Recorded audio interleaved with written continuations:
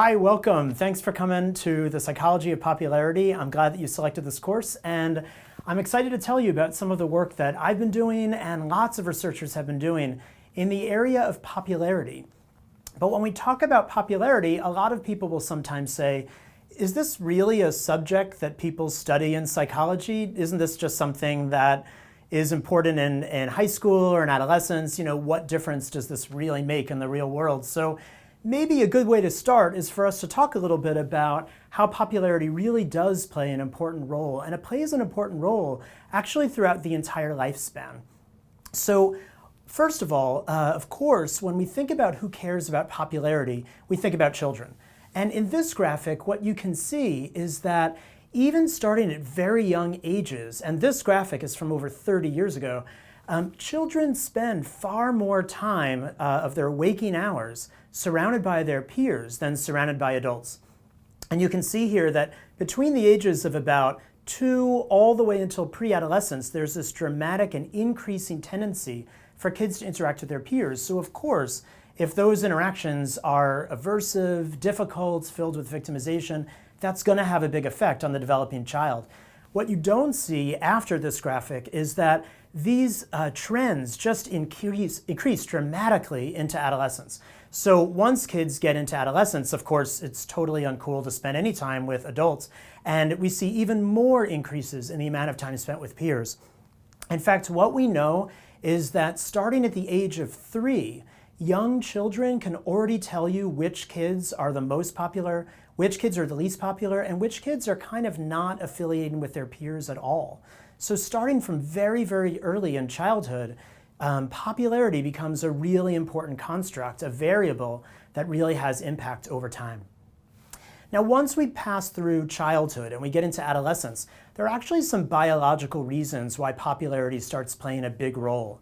So what you can see here, this is a graphic of the brain, and what we know now is that from the time that the pubertal transition starts, adolescents' brains start to mature, but the whole brain doesn't mature at the exact same time. It actually starts in the back, and then the development of the brain kind of moves up forward. So what that means is that the parts of the brain that are developing the most are the parts that are below the cortex. In other words, the parts that are shared with most mammals. And those things are kind of instinctual drives and things that you want for quick rewards. And one of those pieces in the limbic system that's really important is a desire for social rewards.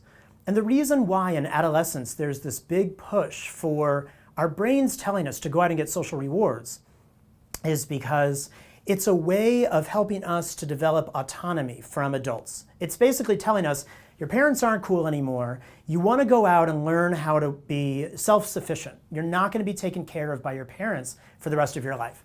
So our brains make us really interested in hanging out with peers, being very excited about what happens with peers. And as a result, we tend to be very interested in whatever we can do to make us want to get rewards from people our age. And simultaneously, we become less interested in adults. So that's totally natural. Unfortunately, all of that develops before the part of the brain in the front that helps us to exert control over those impulses and keep us from doing things impulsive, that doesn't develop until later. So we don't really see that happen, which is why in adolescence there's lots of risk-taking behavior. So that's why we see this huge increase in a desire to do what peers do and care what peers think in adolescence. So that's a big part of what's happening as we grow up. And of course, when we think about adolescence, usually the things we remember the most are not the things that happen with our parents or the things that happen with our courses in high school, but we're really thinking about who was popular, how much was I embarrassed in front of other peers, how much can I make sure that I'm meeting people to be friends with or to date, and that becomes really important. So what about with adults? Well, one interesting thing about adulthood is that for some reason, adults love talking about their adolescence in terms of popularity. And if you look at things that you see on TV or songs or especially movies out there, there are tons of movies that kind of bring us back to those times in adolescence. And we really are talking about peer relationships and friendships. There's a reason why we're really interested in that, and that's from nostalgic value. But maybe there's a reason why we also care about popularity as adults that has to do with present day. If you think about it, there are a lot of ways that in our adulthood life, we are still thinking about and probably really affected by popularity. And hopefully that's why you're here. You're here so that way you can get an idea about how popularity is affecting how happy you are today, how successful you are today, and how your relationships are going today. So there are a lot of different ways that we see this, and probably now much more than we have seen for decades earlier, we see all this reflected in social media. So social media is really pulling us all back into that adolescent world of caring about who responded to our Facebook likes and posts and how many Twitter followers we have and which pictures we put up and how many people have paid attention to that.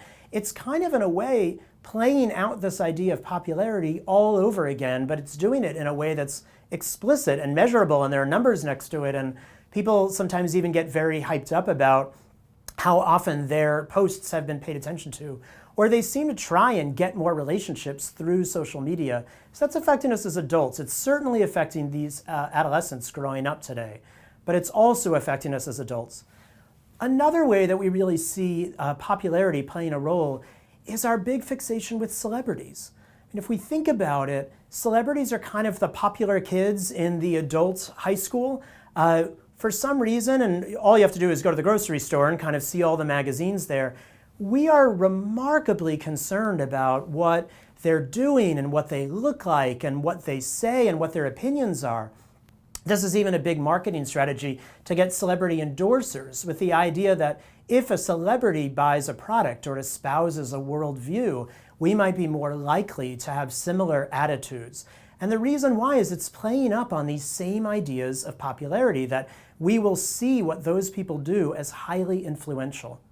In fact, a lot of marketing is really geared towards leveraging the same types of popularity dynamics in current day. And when you think about marketing from the perspective of political marketing, we're really seeing that when it comes to campaigns and presidential campaigns, there's really a way in which we're trying to be pulled towards the same types of popularity politics. And that really plays an important role, and it's something that's affecting our whole culture, and that has a lot to do with popularity.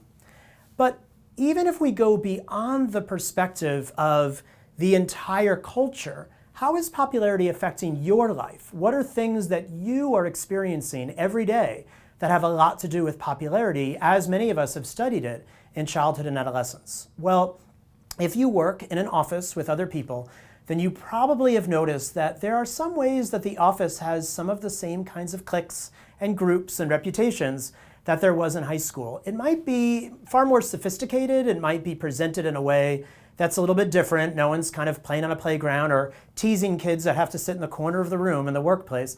But there are ways in which some people tend to have much more influence. In meetings, people really want to hear what they have to say.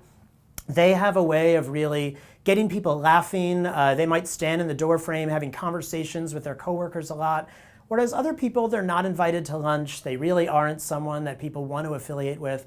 Turns out that really affects work performance. That affects how much the company overall is successful. That even affects how long people will stay in their job. And a lot of that has to do with popularity.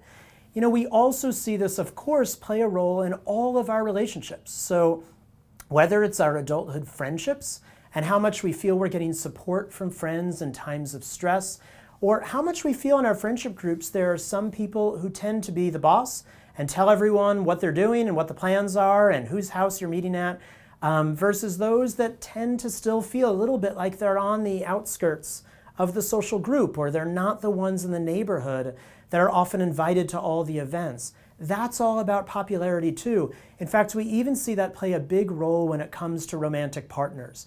Who you meet, how dating goes, how we feel during a date, and then afterwards our satisfaction in our marital relationships or other kinds of romantic partnerships. A lot of that stems from the things we learned about popularity. And of course, for those of us that are parents in our adulthood, we also find that parenting is something really tied into popularity as well. We know that the way that you experience popularity as a child is related to the kind of parent you are.